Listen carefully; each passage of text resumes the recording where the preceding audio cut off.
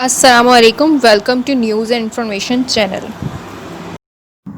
आज की जो हमारी अपडेट है ये जितने भी यूएई में रेजिडेंट और सिटीज़न हैं उनसे रिलेटेड है। उनके लिए ये गुड न्यूज़ है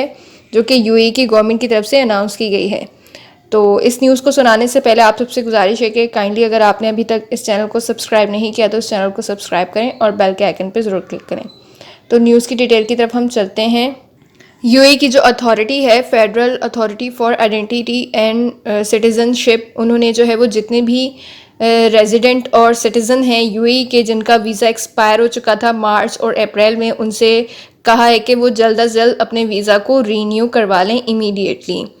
और उन्होंने जो है वो कहा, ये बताया कि उनके पास जो है वो बहुत ज़्यादा जो है वो एप्लीकेशन आ रही हैं रीन्यू के लिए,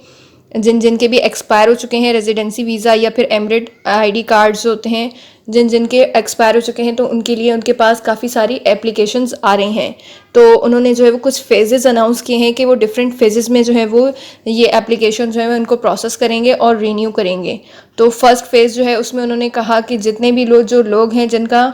मार्च और अप्रैल में एक्सपायर हुआ है तो सबसे पहले उनको प्रायोरिटी दी जाएगी और उनका वीज़ा जो है वो उन्हें कहा गया है कि वो इमीडिएटली जो है वो जल्द अज जल्द अपना रीन्यू करवाएं। उनका वीज़ा जो है वो रीन्यू प्रोसेस स्टार्ट हो जाएगा 12 जुलाई से ही। इसके अलावा जितने भी यूएई के जो रेजिडेंसी डॉक्यूमेंट्स हैं जो एक्सपायर हो चुके हैं मई के अंदर, तो उनका जो प्रोसेस है रीन्यूअल का वो स्टार्ट होगा 8 अगस्त से, यानी कि 8 अगस्त से जो है वो उनका प्रोसेस स्टार्ट होगा।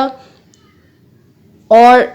थर्ड फेज़ जो है उसके अंदर जितने भी जिनका एक्सपायर हुआ है जून या फिर जुलाई में, तो उनका जो प्रोसेस है रीन्यूअल का वो स्टार्ट होगा सितंबर से, यानी कि 10 सितंबर से उन तमाम लोगों का जो है वो रीन्यूअल स्टार्ट होगा जिनके जून जुलाई में एक्सपायर हुए हैं। तो ये कुछ फेजेस जो उन्होंने अनाउंस किए हैं, जिनके उसके अंदर जो सबसे ज़्यादा टॉप प्रायोरिटी पे वो लोग हैं जिनका जो है वो पहले वीज़ा एक्सपायर हुआ, यानी कि मार्च और अप्रैल में, उनको जो है वो कहा गया है कि वो इमीडिएटली अपना वीज़ा चेंज करवाएं, वीज़ा स्टेटस। और इससे क्या होगा, फेज़ वाइज रीन्यूअल से कि सोशल डिस्टेंसिंग जो है वो आईसीए के जितने भी सेंटर्स हैं उन पे जो है वो इम्प्लीमेंट की जा सकेगी, यानी कि कम से कम लोग जो हैं वहाँ पर आएंगे अपनी एप्लीकेशंस के लिए और रश नहीं होगा।